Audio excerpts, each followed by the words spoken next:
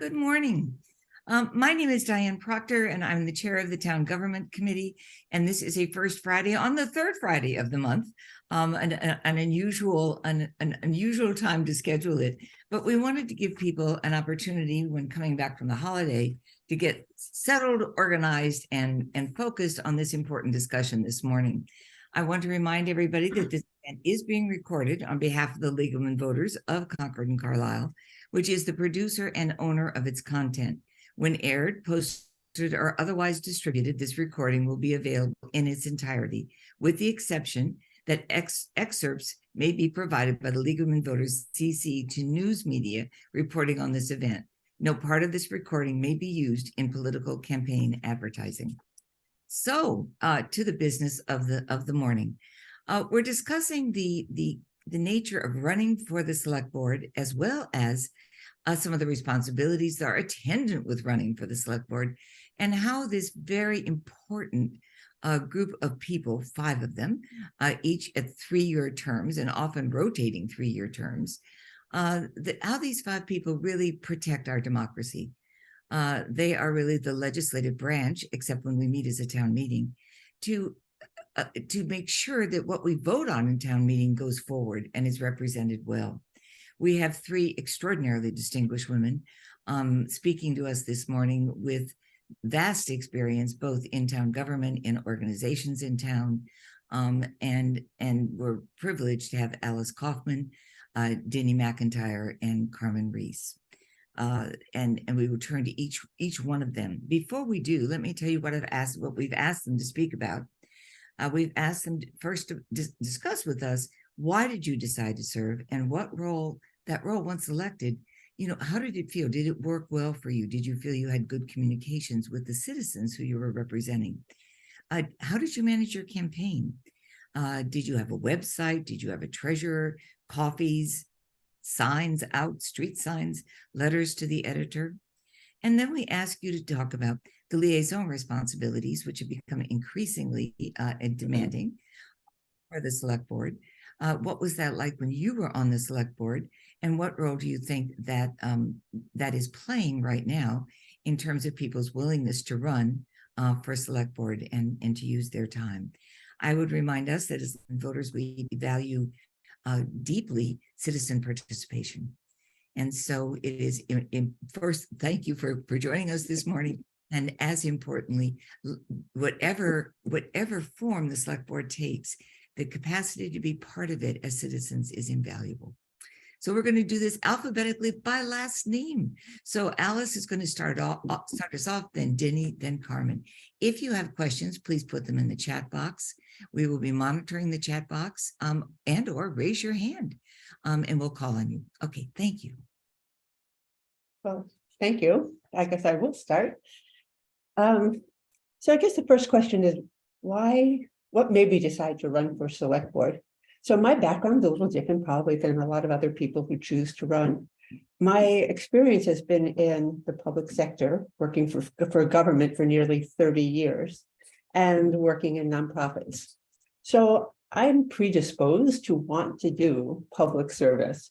I sort of grew up in that era, and that's my being.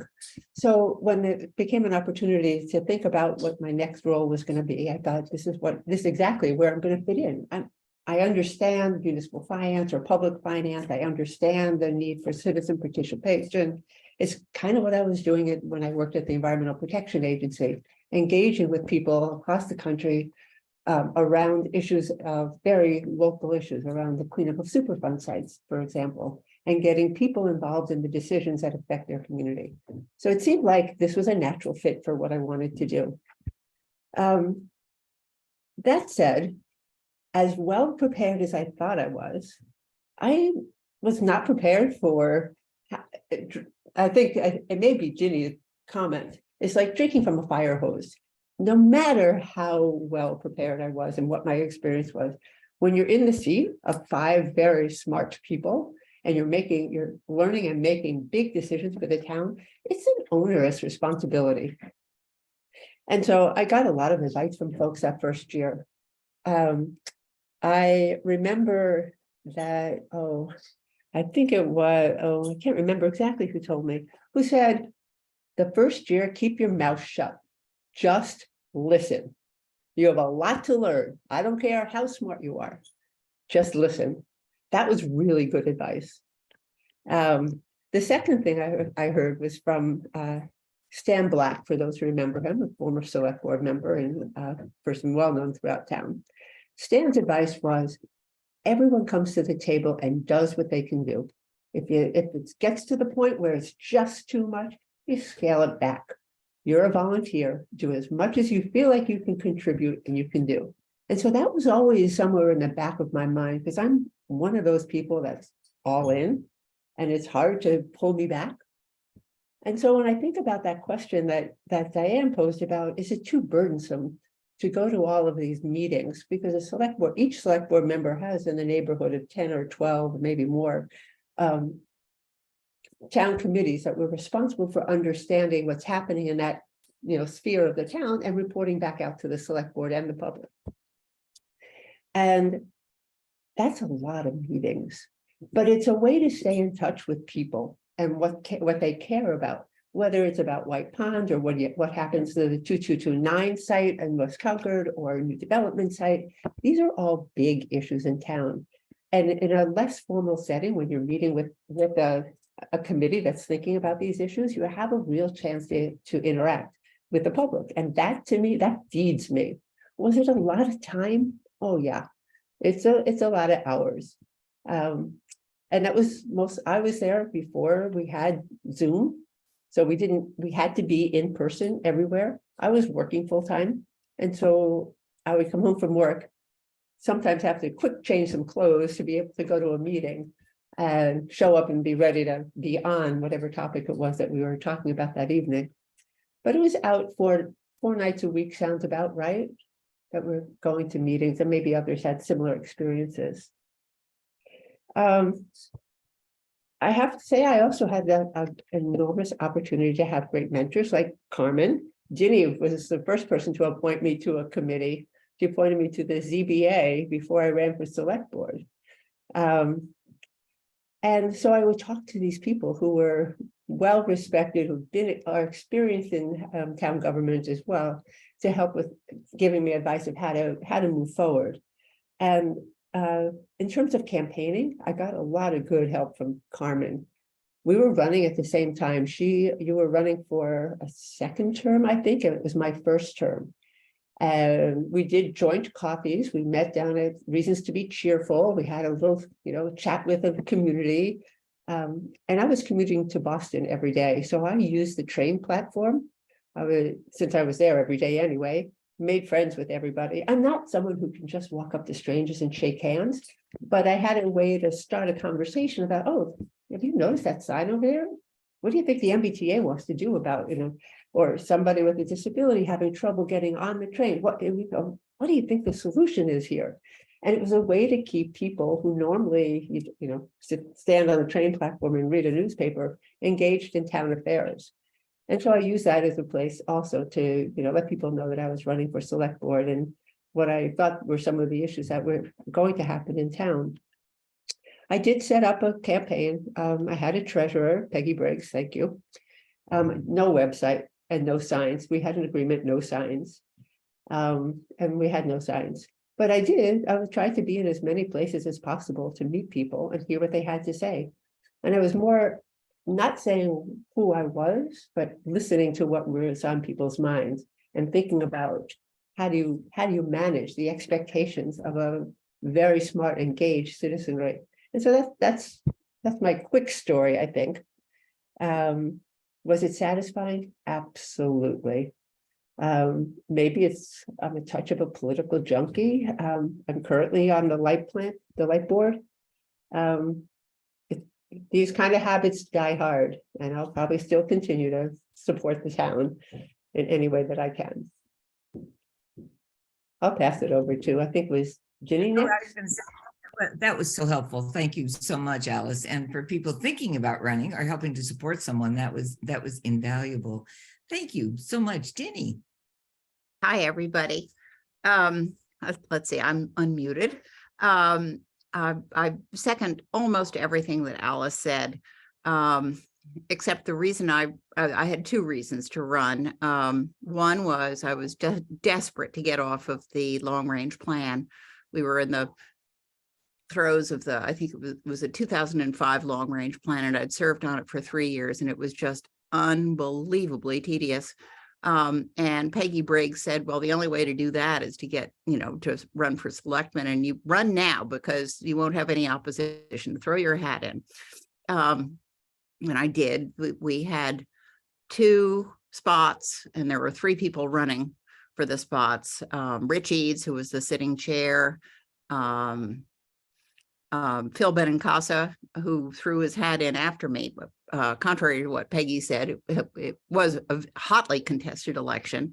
And when he started running, I thought, oh, heavens, what's going to happen? So it was Phoebe Ham who gave me the best advice, which was to have 50 flyers and make sure that I stood out in front of Crosby's or in the West Concord post office or at Deborah's or at the Concord Center post office and engage everybody who passed by. The first question is, are you a Concord voter? And the second question is, do you have 2 minutes to talk about the selectman's race? And so I did that. And my father was in advertising, and he had a lot of advice about direct mail and whatnot. I had a rudimentary website. First thing I did was raise the money necessary to I guess, put 2 advertisements, signature ads in the Concord Journal. And those were expensive. Those were $3,000 each. And to do a townwide mailing of a postcard. And Dad said, on the postcard, put a stamp. Don't have anything go through the machines. People aren't going to read anything that doesn't have a personal touch. Ditto with the mailing to about 400 possible supporters to raise I think we raised $11,000. So, it was not a lot of money by today's standards, but in 2004, that was what was necessary. And I'm very grateful to all the people who stepped up. Another thing we had was a kitchen cabinet. We had Friday meetings around my dining room table. This was an intense, shortened period. The caucus was early, and the vote was March 2nd. So there wasn't a lot of time to have this happen. So the Friday meetings were critical. Sally Schnitzer was my treasurer. Peggy Briggs was regularly at the table, and there were about 4 or 5 other people who helped with mailings, helped with, okay, where the coffee's going to be, who's writing the letters this week. It was, as Alice says, it was drinking from a fire hydrant. So, but, that time in front of Crosby's and that time in front of the West Concord post office, where I was mostly listening, made me understand the huge economic diversity in Concord then. 2004. A lot of that has changed, and I think it's going to continue to change. But there was a man who, anytime he saw me doing anything, he had a piece of rope as his belt, and he would come up and say, okay, here's another thing I really care about. And, he was struggling. He was living on a fixed income. So it really informed my take of a lot of issues that came before the board. Phil and I won, and I can remember Phil saying, once we sat at the table, wait a minute, there are 2 sides to these issues. I can't make up my mind which is the right position to take. This is too difficult. And I felt grounded by the conversations that I'd had running for the seat. I felt that I knew the town so much better than I did when I was on the long range plan committee or the ZBA or the, whatever town boards and nonprofit boards I've been involved in. After I stopped practicing law, all I did was board kind of stuff. And as Alice said, yes, with all of the committee, the liaison assignments and everything, you're out every morning at 7:30 and every night at 7:30. And then you've got your meeting every 2 weeks. And there were we had 3 meetings every month. So now I think it's a lot healthier. What I did was establish a pretty close connection with the chairs of the committees that I was liaising with. So I didn't have to go to every meeting. But I kept on saying to myself, this will be over at some point. You will be able to read the newspaper in the morning at some point. It may not happen now, but this will be over, and just do it. And as Alice says, it was very fulfilling. And I think only if you do that are you making the right decisions before the town. So I think we all bring our own principles and our own, sense of the composition of the town and the important values of the town. Read the long range report and all that kind of stuff. But we are all deeply familiar with the town, and it's satisfying to take positions that you think are going to help. As to citizen comment, what we did when I was chair is allow citizen comment before taking a vote on any particular issue. I mean, and the room was usually full, and also there was usually 1 or 2 reporters in the room. So we took this all seriously. You forget that the camera is on, and you forget that you're being televised, but these decisions that you were making, people say, how can you stay awake in those meetings? Gosh, it's so boring.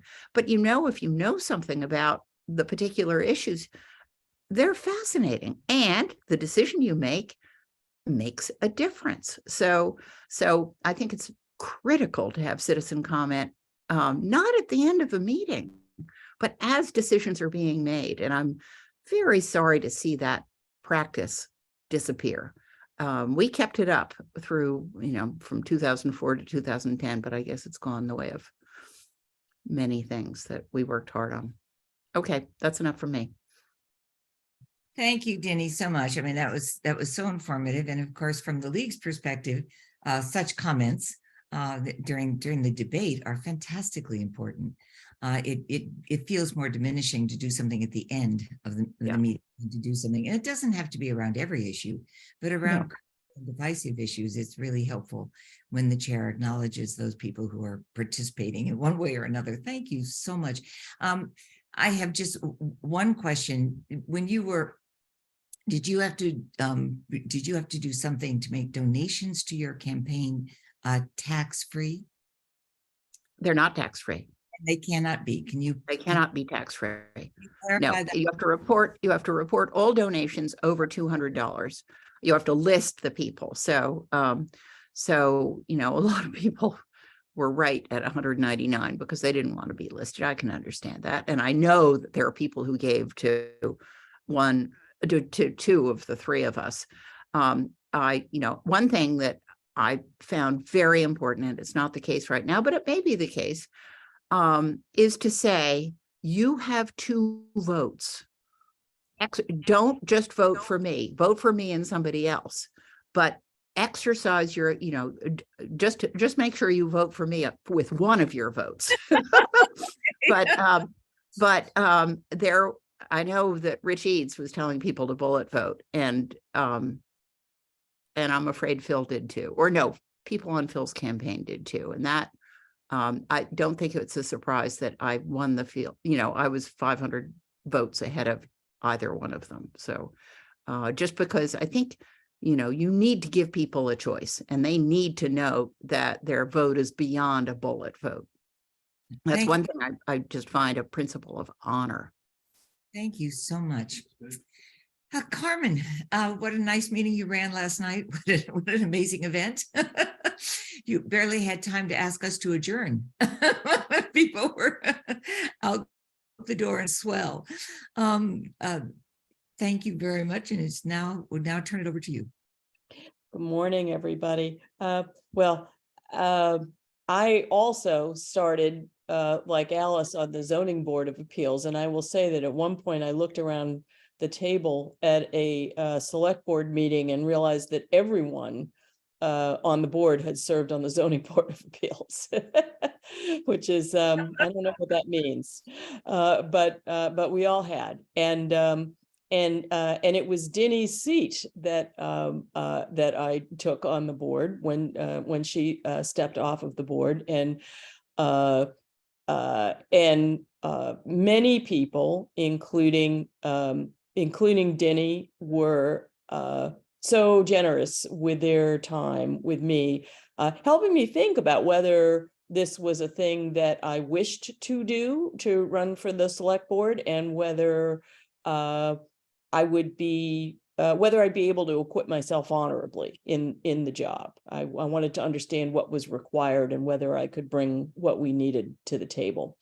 So I had lots of conversations with folks, including our then town manager, Chris Whalen. I went and sat with him and talked with him about what it meant to be on the select board, what did the job involve from his perspective, and what were the qualities that a person needed to do the job well.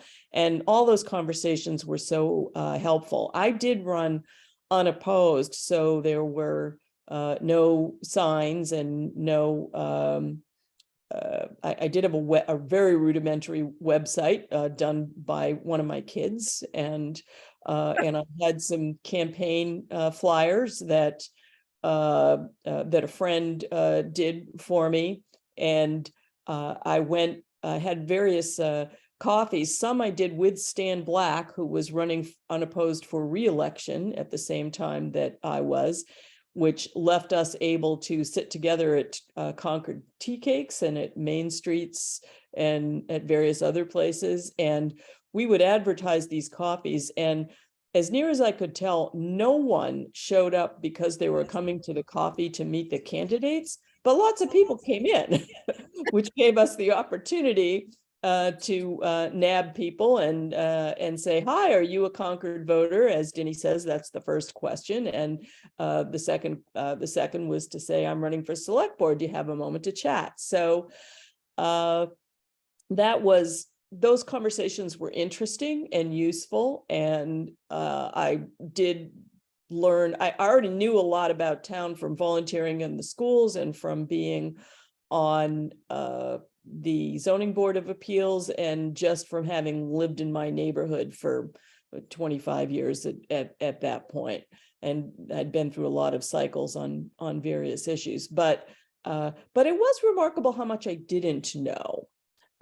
You think you know a lot, having lived here a long time, but there's all kinds of things that you don't know, and all kinds of aspects of the town that you don't bump into unless you have the opportunity to do so. So that's just a little bit about running the campaign. And that said, having done that, I did feel that even though I was running unopposed, I still had an obligation to get out there so that voters had some idea of who it was that was on the ballot, that was asking for their vote.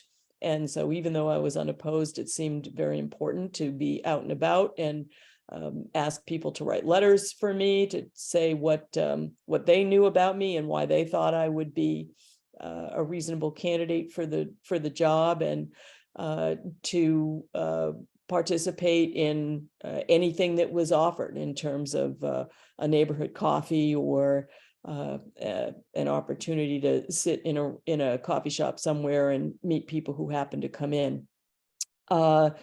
So why? Well, I just love this community. And I grew up in a city where there was no sense of community, and it was kind of everybody out for themselves, and it was too big and there were too many people for people to really know each other too well.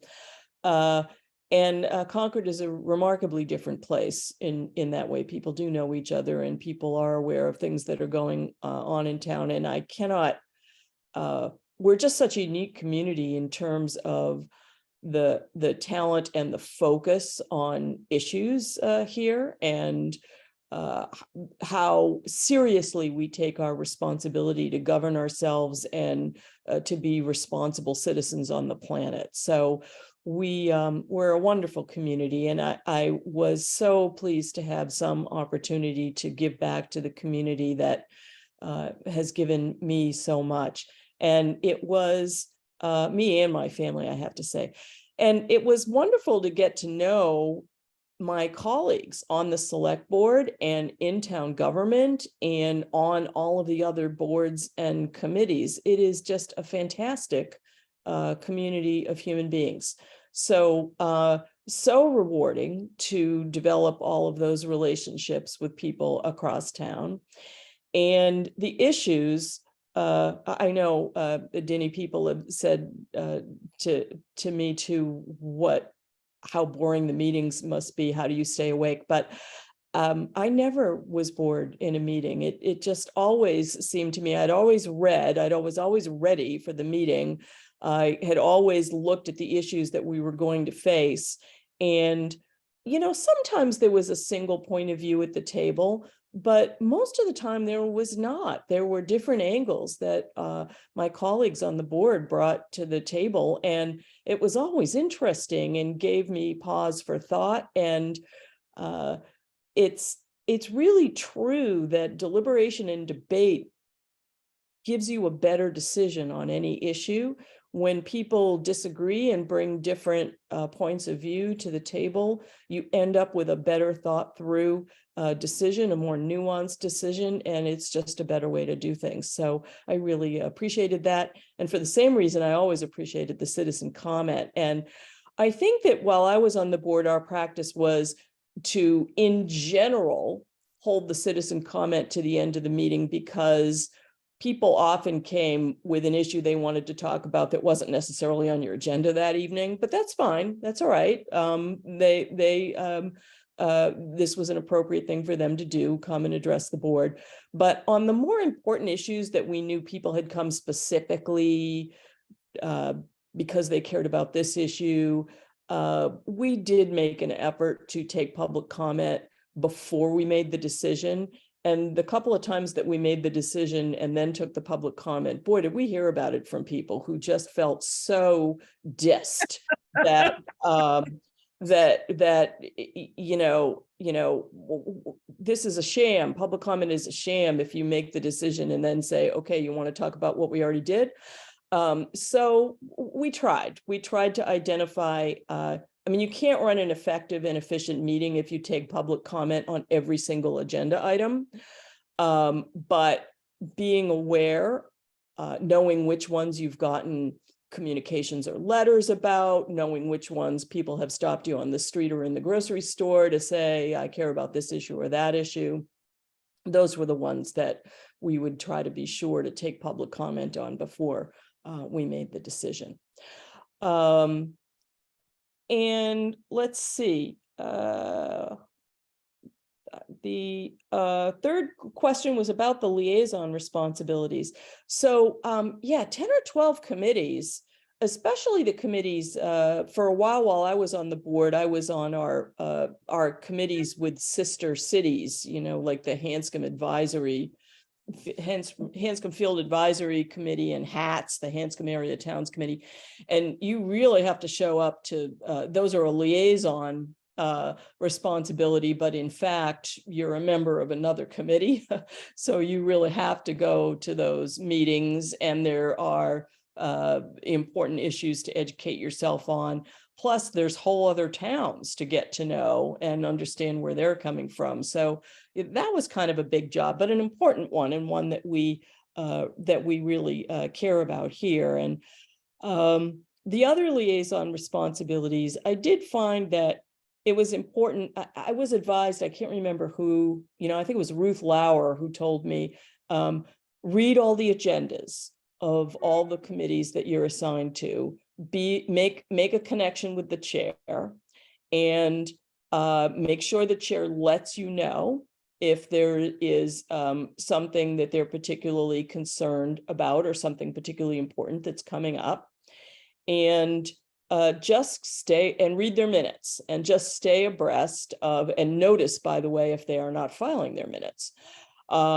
So just kind of be abreast of what in general they're dealing with. And I think that many of us would attend the chair's breakfast also. That was another very helpful place to be. to hear what was going on. So it wasn't necessary to go to every meeting, although I will say I went to a lot of meetings, and some really needed more care and attention from the select board than others. So the Bruce Freeman Rail Trail, for example, was in the throes of getting to final design and coming to town meeting and asking for CPA funds and so forth. And those were kind of policy issues for us that the board was concerned about, and that it was important for the board to be informed about what was going on in those committees. So it was a lot of picking and choosing about where you would spend your attention. And as Alice noted in Stan's advice, you can only do what you can do. And so it's really important to triage and use the energy and the time that you have on what is most important. So I did try to do that. And I was delighted enough with service to my town that I chose to run for another office after I termed out on the select board. So this does seem to be a personal bent for me as well, like Alice and like Denny. So thank you all. You know, it's so obvious that all three of you continue to be fully engaged in our community in one way or another. And for that, of course, we're all deeply grateful. As the chair, I have the privilege of, excuse me just a minute. I have the privilege of spam, of course. I have the privilege of asking the first couple of questions. And then for people who have additional questions, please put them in the chat box or raise your hand and we'll call on you, because we look forward to hearing from everybody. We have a very distinguished audience this morning. We have a lot of people who've served already on the select board. And so are presently serving on the select board. So any comments or additions that they wish to ask would be delightful. My first question to the three of you is, how important do you think it is that when running for the select board that people have served in various committees already in town? And anybody who wants to take that. Denny, you want to? I think service on other committees is helpful. I don't think it's necessary. We've got a bunch of very talented citizens. My one regret is I was never appointed to the finance committee, because I think that is a very important committee to have in your, an arrow in your quiver. I think the advice to keep your mouth shut for the first year is a good one, because, understanding the ramifications of 2.5 and how it works and how excluded debt works. And, that becomes mother's milk if you've been on the FinCom, but it takes a while to wrap your head around how, and also Tony LaGalbo was a very good, he was a very good tutor. He knew where every secret fund was in town, and I do miss him hugely. But I think that service on other committees is helpful, but not necessary. I had been on about 7 or 8 committees, so I felt well prepared, but I don't think that's necessary. Okay. Other responses to that question? Yes, Carmen. Yeah, I agree with Jenny. I do think it's helpful. All of the work that I did for schools was helpful. I was also on a board that developed playgrounds for kids. So as the parent of small ones, that was really kind of my focus, was what the town was doing for kids. And then was my kids were a little older that I was on the zoning board of appeals. And that was a very different perspective and a useful one. And honestly, I would have preferred to have served on more committees and spent more time even on the zoning board before I ran for select board. But the opportunity presented itself because there was an open seat and people weren't running, and there were folks who asked me if I would think about running. And to be honest, I didn't feel quite ready. I felt like I should maybe do more time in the trenches, if you will, before I was on the managing board for the town. But it worked out. It was okay. And I was pretty quiet that first year. And Alice, I saw your hand wave. So I think I have a slightly different perspective. I think it's more than helpful. I think it's almost necessary that you, before you run for select board, that you have spent some time in a position in the town, whether it's working with the schools or a subcommittee of the school or the planning board or one of its subcommittees, that you understand the town process better. It's hard to come in to the select board with little or no experience in governing. And I think that I would strongly suggest that anyone choosing or thinking about running have spent some time in the town government somewhere. And whether it's a school, maybe even nonprofit management, something that gives you an experience of working with a board as a board member and in a somewhat weighty decision-making position. Certainly the ZBA was that, planning board. FinCom, maybe not your first go round for a job unless you're, predisposed to understanding the kind of finances, but that's, I would say it's almost a prerequisite. Get your feet wet, understand the systems in town, understand the traditions and culture to be able to effectively deliver for the community what you think you want to do. And you can't come in with an idea that, you have your own agenda. This is really a bottom-up community agenda, and we are shepherds and interpreters and refiners of community need, community interest. That's exquisite. Thank you all so much. Another question. It's one thing to do the beautiful canvassing you did in advance of your election, where you were out there listening to people and talking. But how then, as you snuggle into your seat, how do you hear what the community feels besides those letters that come flying into your email or come flying in with actually a pen to paper that perhaps represent extreme perspectives or agitated perspectives, or one could argue informed perspectives. So how do you stay in communication with the citizens of Concord? Carmen, you want to start? Oh, Diane, that is such a great question. And I have to say, I found the hardest thing about being on the select board was not knowing whether the 20 people we got letters from represented the feeling of the community or whether they were 20 people. And it was because there are, after all, 12,000 voters. So trying to figure out what the community really felt, I thought was really hard. And I know that so I would talk to people. I talked to my neighbors and talk to people in the grocery store. I would find out from my fellow board members what they were hearing. We would talk about it at meetings. I would ask town staff because they would hear things from people who came into the townhouse and or called on the phone and had this or that to say in the town manager's office. But even so, that was a little bit of intelligence, but I never felt like I really knew what the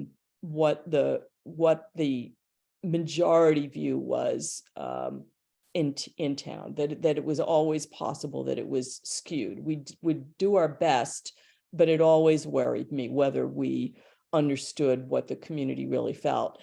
And I know on Dinny's board, and I should let her talk about this, they made an effort to like have Saturday listening sessions and so forth. And I don't think anybody came, right? I mean, so Yeah. I'm not sure what the answer is to that. And it does seem to be true that as long as people are happy, they don't have anything to say. That's generally true. So it's hard when they're happy to get them. So, Thank you for that very honest response. Dinny, you raised your hand. We had a lot of correspondence, and I was a member of various different groups in town. So I also heard from people who are involved in those groups. I mean, it's a talking job. I mean, I don't think you can ever really gauge what the majority thinks, but you have to gauge what is important to a number of people and also what your own values are, because I think that you're one of five, and I think that we each brought our own perspective. I do have an interesting file of correspondence from David Stevens and from Leanne Kay and from a number of people who never held back. It was, sometimes civil, but there were, there were complicated issues that people had strong feelings about. So it made for very interesting correspondence. So, and also when you go in and do the book, or to go through our papers, the Queen's little red box, I don't think you can ascertain what the majority feels, except at town meeting or at the town ballot. But I think we did our best, and we had a lot of input. That's very helpful. Alice, do you have a contribution to this to this question? I think I agree with both Jenny and Carmen on this, that you never really know the dominant opinion, and maybe there never really isn't one, and that it's the dissenting views that are often driving an agenda. But I think that reaffirms for me why it's important to go to all of these committees, because we wouldn't hear about the nuances around Warner Pond or White Pond, or was deeply involved in the planning issues. Is it just NIMBY, or are there real concerns in a particular development proposal? And so you hear and meet a lot of people. But if you're not predisposed to be in government or make change in democracy and the democratic process, your voice may not be heard. You may not come to town meeting. You may not vote at the polls. And it's hard to reach those people to understand what drives them to make the decisions that they make. So we are governed by those who are predisposed to be more involved in the system, who have a voice and want to talk. Well, that's always the case, isn't it? Always. And we're a microcosm, are we not, of larger systems. Yeah. Although I have a couple more questions, I want to turn to the chat box, and Stefan Bader is wonderfully managing that chat box. And Stefan, you want to share with us some of the questions? Thank you, Diane. I'm going to take the liberty of combining two questions that have come in, because it follows logically on to what was just being discussed. And part of that is, do you think how do you see the Concord Bridge playing a role in maybe informing the select board, giving the select board some feedback from the town, or in some other role? And then I'm combining that with the question that was posed: when your personal values about an issue clash with what appears to be a popular view in town, how do you negotiate between the two, given that the citizens elected you both for who you are as well as to represent them? And I think that those two questions mesh nicely with what you were just talking about. So I'll throw that to the three of you, and thank you for your presentations so far. That's been expressed as well. Who wants to start? Well, I'll start. It's, in terms of your expressing your own views, and understanding that people elected you for a reason. I took some unpopular views when I took some unpopular positions when I was on the select board. But I think people understood why. People understood that, what my priorities were, and also that I was one of five, so I could be outvoted if it was the case. But I felt, and that's the benefit of surviving a contested election, that you do feel that you've got the wind behind you. So there's more comfort in taking a position that might not be popular. Whether you succeed or not. So I forget the first part of your question, Stefan. The first part was what role does the newspaper play? Was the journal now the bridge?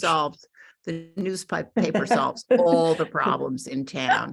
I may be biased, but I think the select board really caught it when it made its Junction Village decision. That was, when we were first coming out, and I was very grateful that we had a letters feature. So, I mean, we have really suffered over these last 4 or 5 years without having reporters at our committee meetings and, you know, candid letters about, you know, boy, did we screw up, or, you know, and I can remember somebody said when we were hiring Betsy Levinson to be our news editor, somebody said, oh, why would you want to hire Betsy? She said so many mean things about you, or about me, you know, about the person who was telling me.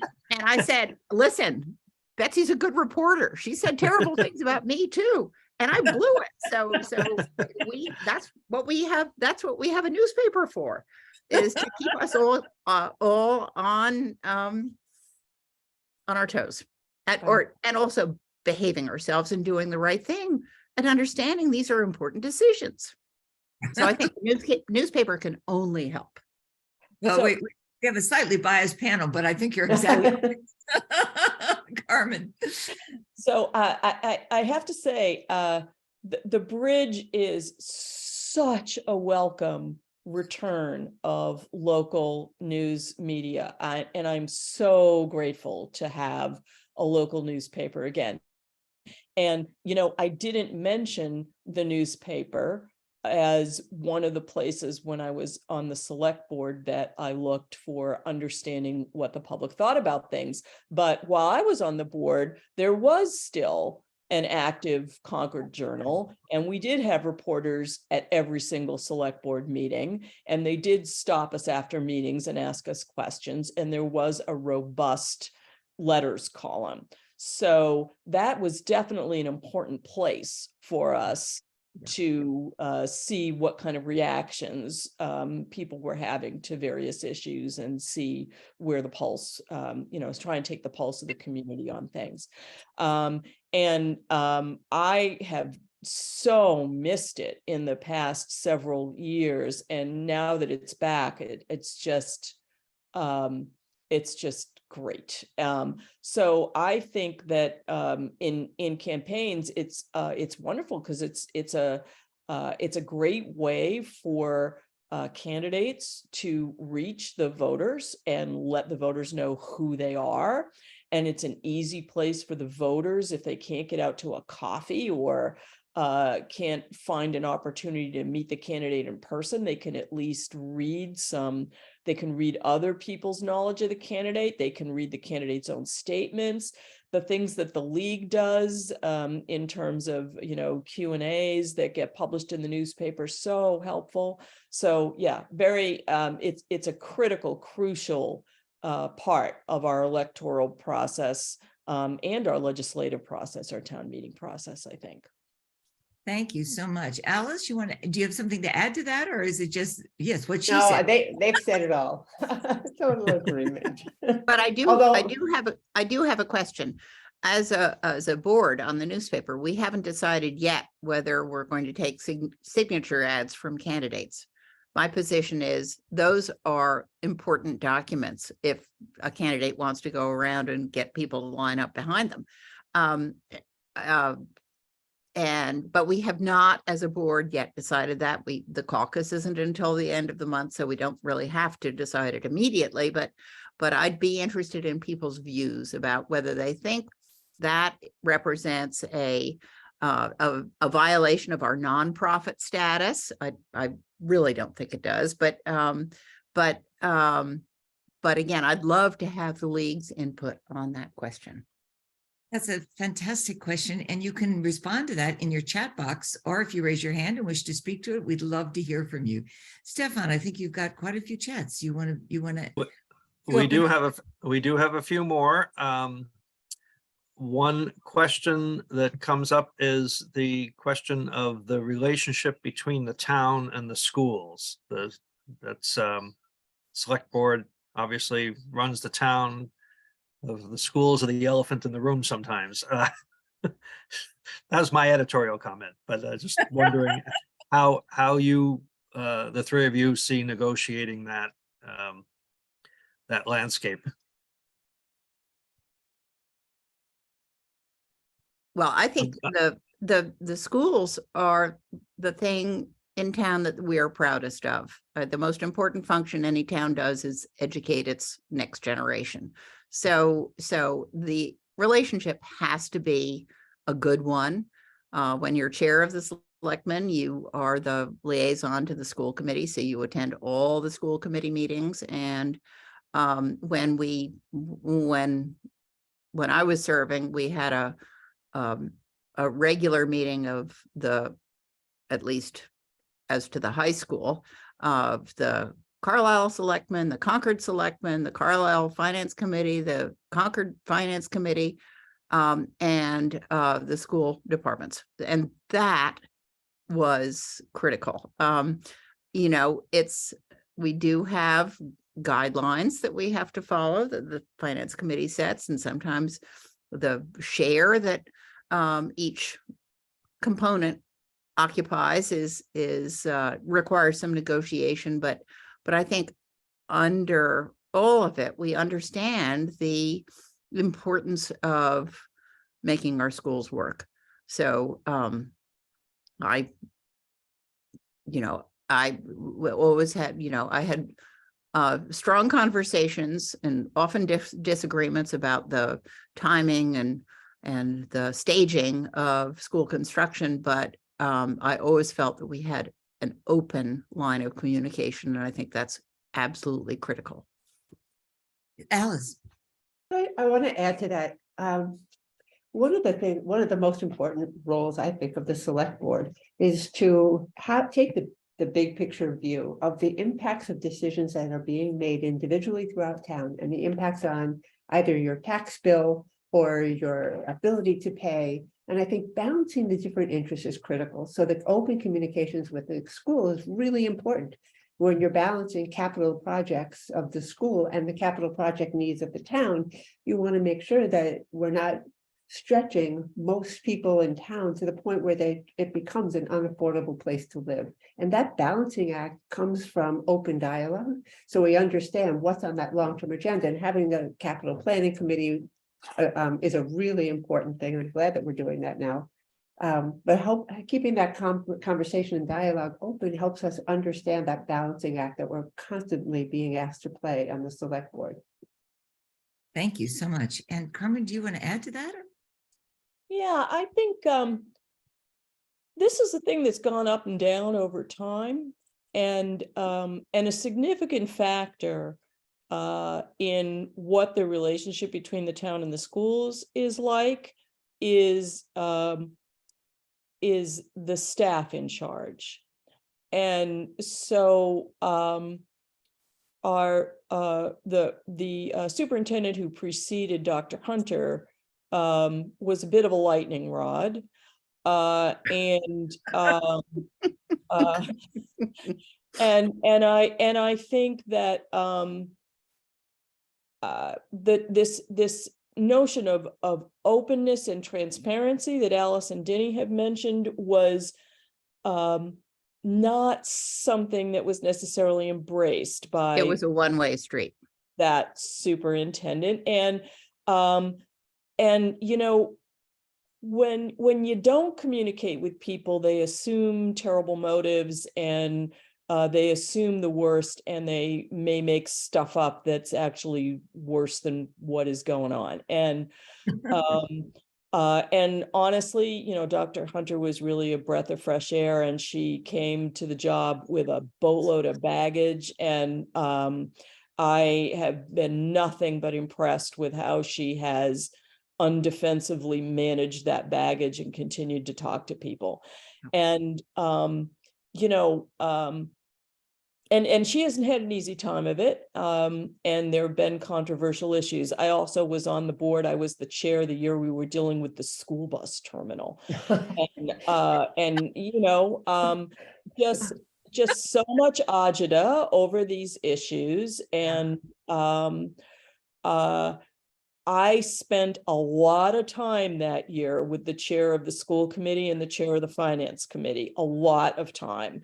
And that was what was necessary. It was really necessary for us to talk to each other, to try and help solve each other's problems, and to try to respond to the many voices in the community on the various sides and to try and find a solution. So, it's a continuing reconfiguration of priorities and issues and personalities and relationships, and people have to be flexible and open. And I couldn't agree more that open communication is the key to trying to make it all work and get through the inevitable bumps. And you've each highlighted the importance of being resilient with dignity, and yet at the same time being able to take the slings and arrows with grace, and not being defensive. And those are important qualities, are they not? They are. For managing these roles.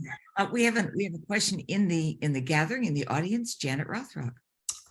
Hi, thank you for wonderful presentations. The question I have is that we have a wonderful process of voting in person at town meeting, and in looking at the articles in some depth at the hearings. But by the time things get to the hearings, they're pretty much baked in oftentimes. You just have an up or down, it's a yes or no. I'm going back to the bus that was an interesting time. I was taking the minutes for the finance committee at the time, and I remember I had to be there early in case there was a meeting, and there were meetings every single night for that session of town meeting. And there were 3 articles that had to do with the buses, and I kept thinking, if there had been some kind of coordinated effort or forum or way to look at these things in depth before it gets to the hearing stage, it would be helpful. I don't know exactly how that could be done or who would do it, but I'm sure the newspaper is absolutely wonderful. It's so good that we have some kind of forum back where we can have some input from different viewpoints. But so often by the time things get to hearing stage, it's just yes or no. And even worse, back when I started with the finance committee, taking the minutes, there was boilerplate that I was required to write that basically said, this is just to check the slides in the presentation. We're not going to talk about content here. And I said, what? I think I'd go to Tony and I'd say, are you really sure this is the way it should be? And I maybe talked to the league. Anyway, the policy got changed. I didn't have to put the boilerplate in. People could discuss the subject in more depth, but still it's an up or down question that time. What can we do about that? Well, I remember when Jim Catterton was still alive, he was often the moving force behind some citizen petition articles. And there were also some off the wall things that various town committees came up with. And the hearings were useful in terms of,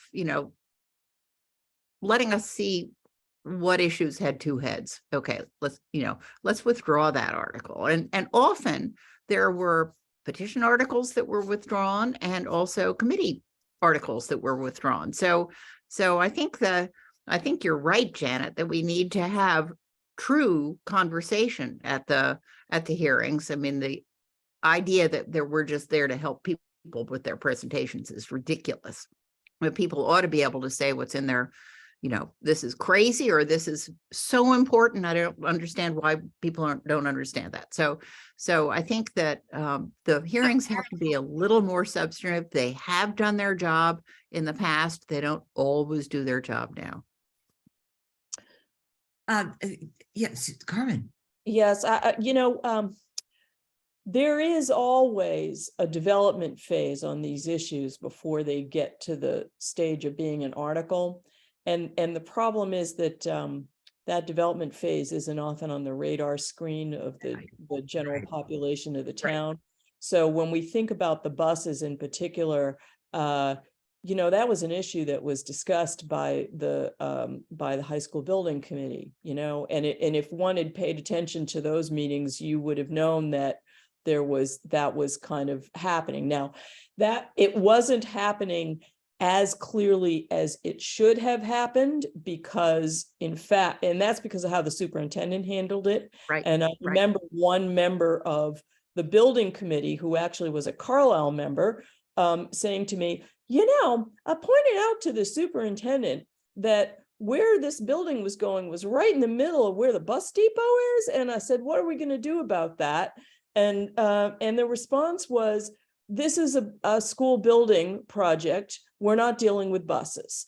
And it was because her plan was, I don't want to be in the bus business. I'm going to outsource this. And that was her plan. And she didn't want to talk about it. She just wanted to do it. So that is why that happened. But had there been more public participation in those building committee meetings, then that issue would have taken on more life earlier in the process. But it's always true that the attention is not there when committees are developing a proposal and they're down in the weeds trying to decide what they're going to do. And that's so important as the chair of the CPC. I know trying to get neighborhoods to be aware of some of the work that we're doing, and then hearing from people at the hearings has always enhanced our discourse and proven absolutely invaluable. Alice, do you have anything to add to that? I don't, you've heard I will go on and on about the need of community touch points and community involvement, because that to me is what democracy is about, and how we develop the best possible policies, that give and take and that outreach. And that discourse is invaluable, is it not? Absolutely. I'm going to take one more from the audience and then back to Stefan. Terry. Good morning, Terry Ackerman. Hi, thank you, Diane. Great hearing from 3 former select board members and how things have really changed with since COVID. I just wanted to throw in. Now, as far as the job being very fulfilling, it still really is.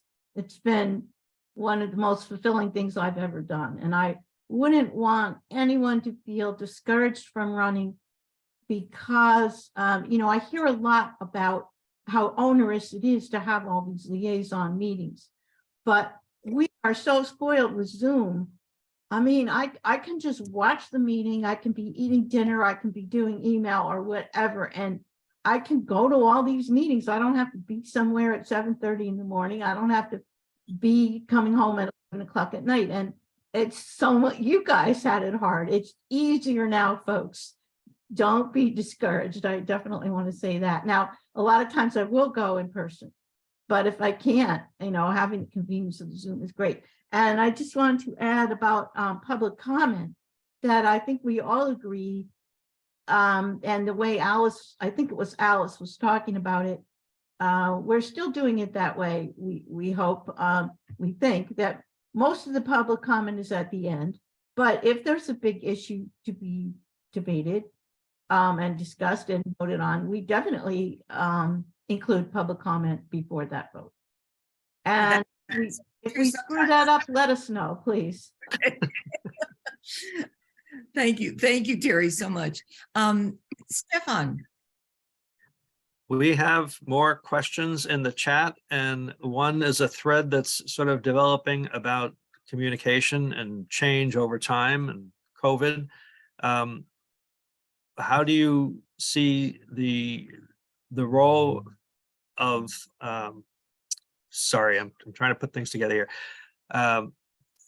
The communication has changed, as Terry just said, with Zoom being available, with meetings being recorded and available on Minuteman Media Network.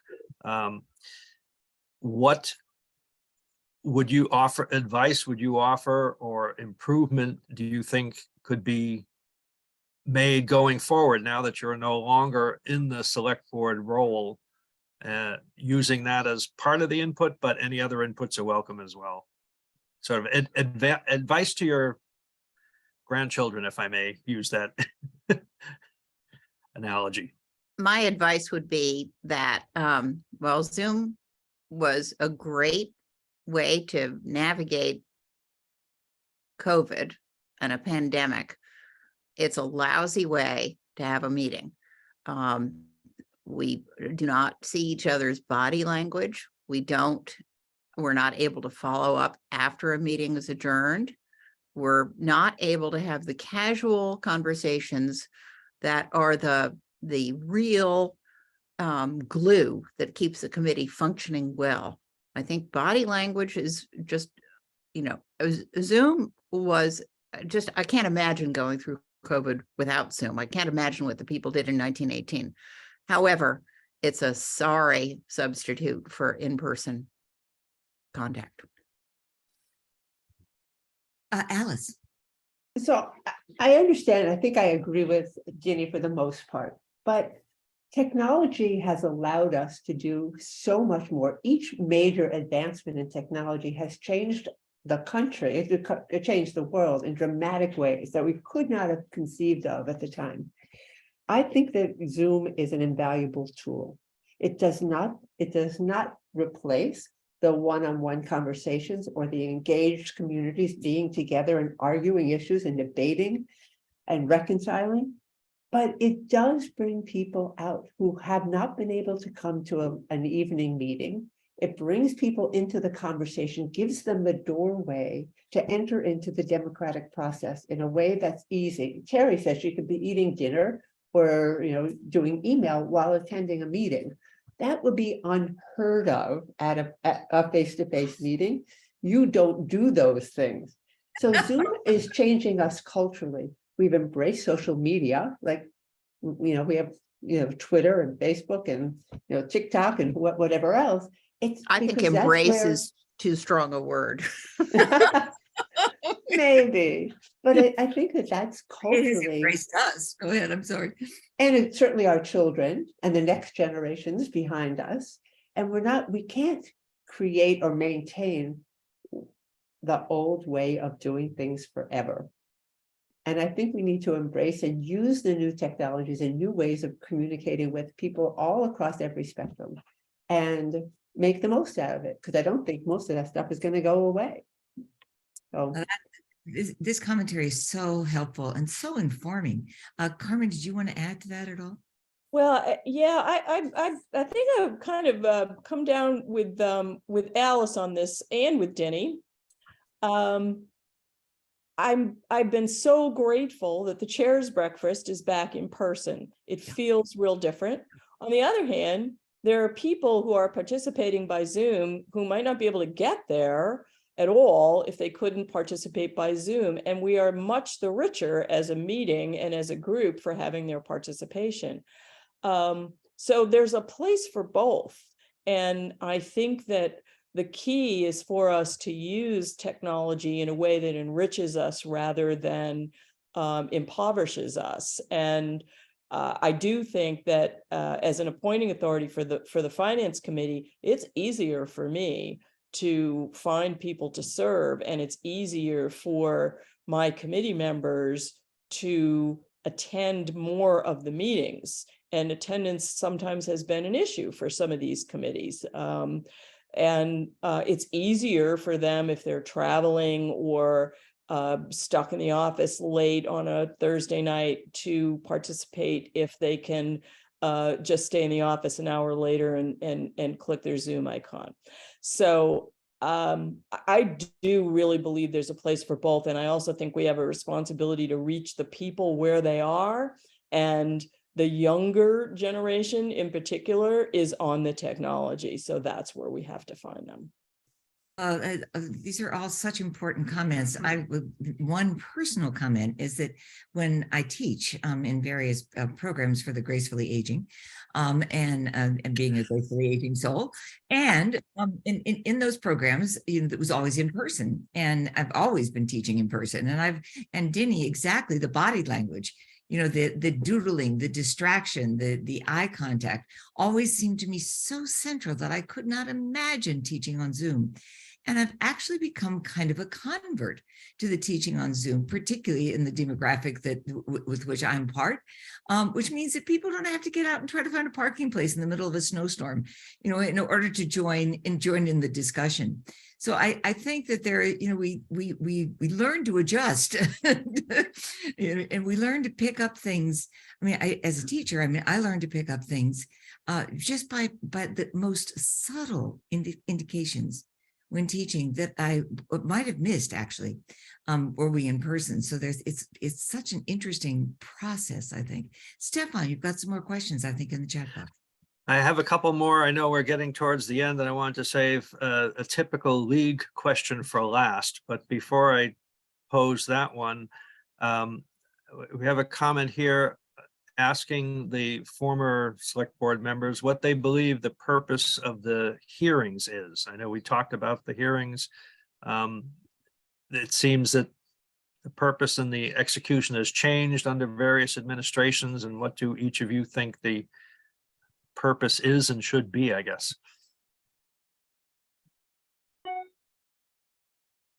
Oh, Carmen, you want to start? Carmen, for some reason you're muted. So. Yes, I muted myself, but I'm unmuted now. Hey. I've been through different phases of what the hearings were considered to be intended for. And having seen a few different uses of them at this point, my feeling is that the best use of the hearings is really as an exploration and proving ground for the proposals that are going to be put before the meeting. And so while you don't necessarily want to have the same debate that you're going to have at town meeting, I think it's really useful for people to ask questions, offer points of view on what's good, what's lacking, what the unintended consequences might be, what hasn't been thought about, what's redundant.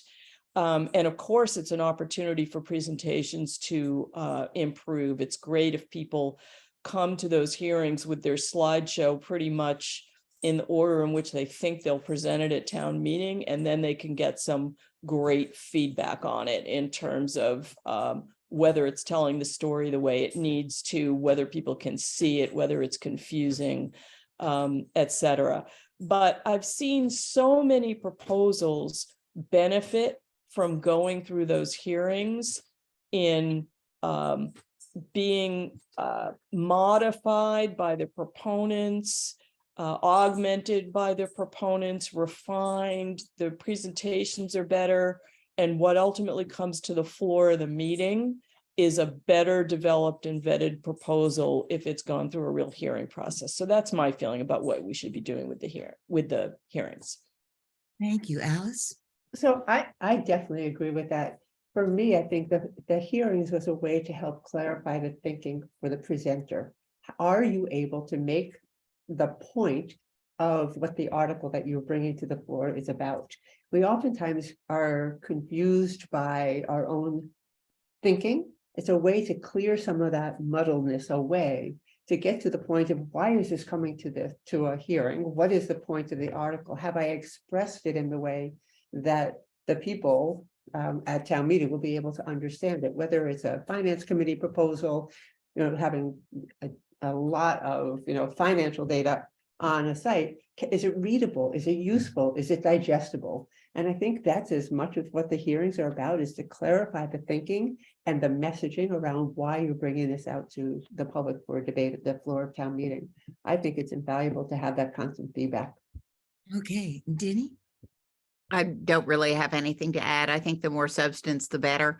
I've been to a number of hearings where they say, no, we don't want to hear people's contrary views. We just want to improve these presentations. That's not the purpose of the hearings.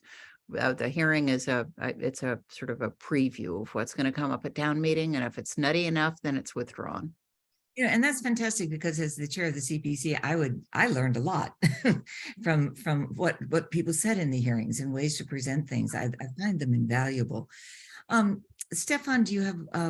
I know we say we're ending at 11. If we ran over by 3 or 4 minutes, it would not be the end of the world. But I see that Casey has her hand up, so I'm going to call on Casey.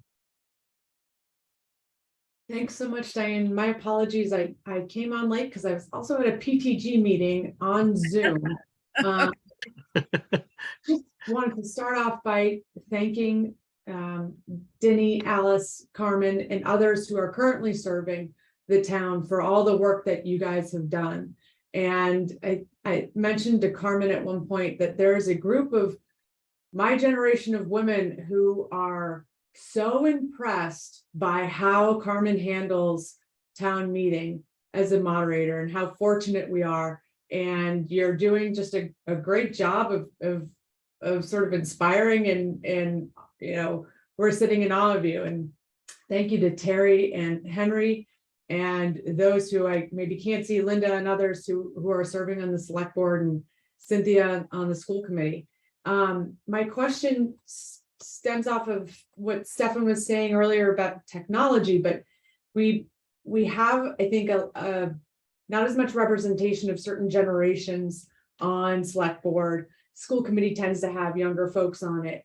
And I just wanted to get some thoughts on how we can improve that, because I think there's so much value in community members who are at different points in their lives, really understanding and respecting others' perspectives. So even just on the vote last night, helpful to have people who are invested in schools also have a real strong understanding of what the increase in property taxes means for somebody who's on a fixed income and is getting priced out of the community that they built. And so I just would love thoughts, and apologies if you already touched on this, I can watch the recording, but in getting younger folks involved in the means to do that, Zoom has been really helpful in that regard. So that's my question. Anybody want to take that? That's in part, Casey, why we're having this forum, actually. You know, I think it's really hard I think, you know, I think it's important to have young parents serve on the school committee. You know, your children are the most important thing in your life. And if you've got an idea of how to make things work better for them, then the school committee is a natural thing to do, even though you've got a job and you have to take care of the kids and everything like that. It's a high priority.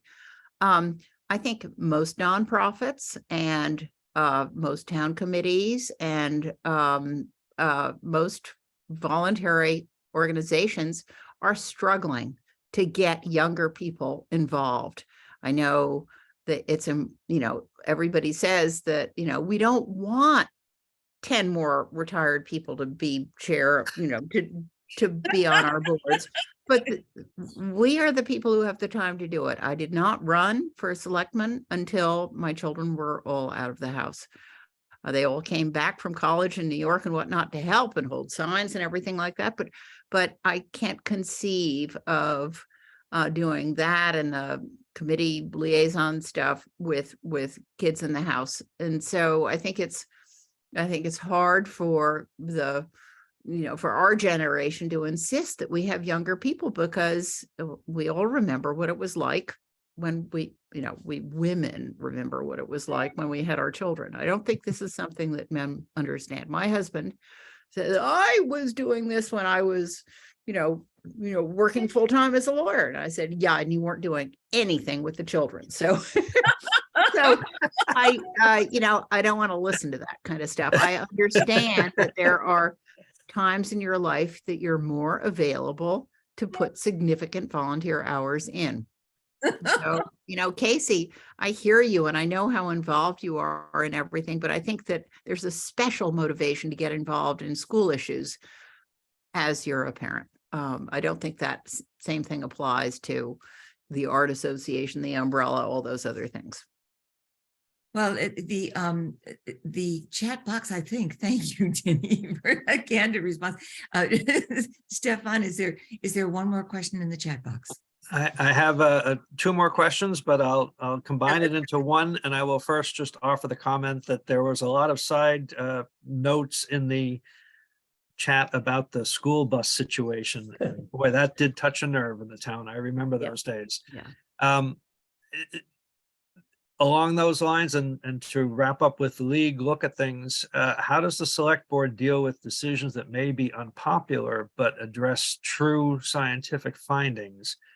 And I'm going to combine that with how does the select board view their role with other towns and state legislators? which also may have to do with unpopular or popular or scientific or unscientific things. And that is the conclusion. And thank you for your presentation. Who wants to pick that one up? Oh, Carmen, good, thank you. I really felt as a member of the select board that it was important for us as a town to be involved with other communities and involved statewide, and to be aware of things that were going on in the legislature and to advocate for our interests and be able to pick up great ideas and great practices that were happening elsewhere that we might be able to bring home here to Concord. And I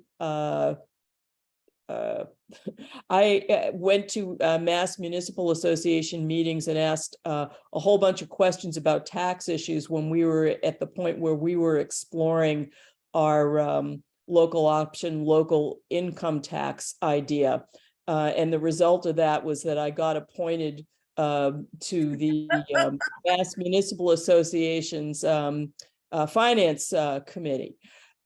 So I did that for several years, and Mike Lawson took that on after I departed the select board. And boy, it was really useful to meet folks from cities and towns and to understand better how Concord is perceived statewide. Oh, yeah. I got a little bit of an education.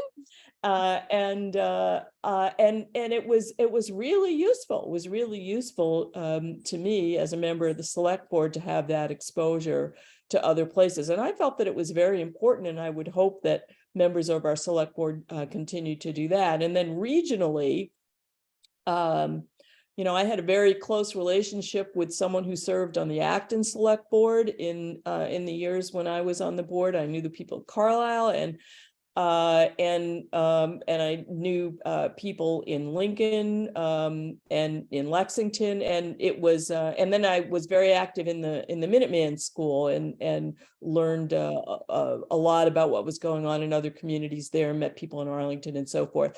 So we don't exist in a vacuum. We exist in a region and in a state and in a country, and it's pretty important to have our overall context in mind, I think. So. Well, I think unless Ginny or Alice wish to add to that. Nope. So I just have to say that I had a very similar experience to Carmen. Being part of the Mass Municipal Select, I guess at the time it was the Mass Selectmen's Association, it might be Select Board Association now. I was appointed to a committee of the Energy, Environment, and Public Works Committee because I had questions about those issues as we're facing our town. Do we want to build a new public, facilities building? And when you start asking questions, you realize that you're going to be asked to serve on the committee because you have new points of view that they hadn't heard from a community that may be perceived in a certain way. So I think broadening the scope, we don't exist as an island alone here. We are part of a broader community. Working with MAPC has been invaluable over the years to help think about the statewide planning efforts and get the feedback on projects like transit-oriented design and development. And that's not just necessarily a community by community investment in. It is a neighborhood network and statewide regional kind of commitment to how we manage growth and development. So I would definitely think that moving outside of our own walls is absolutely critical. And we do hear, and sometimes are forced to make some unpopular decisions along the way on the select board and probably many of the boards that you people may serve on. And that's part of what we have to do. You have to hear the points of view. You have to understand that what's at the base of people's concerns or fears or desires, and make the best possible rational decision based on strong science and evidence to be able to move forward. Now, they may be unpopular in some corners, and that's just the nature of us. That's just who we are. Not everyone is agreed. We have a select board at any given time that is not universally in agreement on issues, as well as every board. And that's the nature. Thank you very much. The three of you have just been just simply fantastic this morning. My dear husband Alan is saying that I should say. Think carefully how fantastic each of you is, and what fine leadership models you provide for everyone on this panel this morning. So thank you so very much. This will be, thank you, Nancy Bucas. I see a thumbs up. I want to thank David Allen, whose idea it was originally to have this particular panel. Or this idea. So David, I'm glad you're here, and the town government committee then fleshed it out, and we could not have had a more wonderful morning. This will be posted eventually on the league website, and we look forward to having continued discussion. If you have responses to this discussion or concerns, don't hesitate to send them to me or to other members of the league board, and we can continue that discourse as we go forward. And thank you again so much for participating this morning. Bye.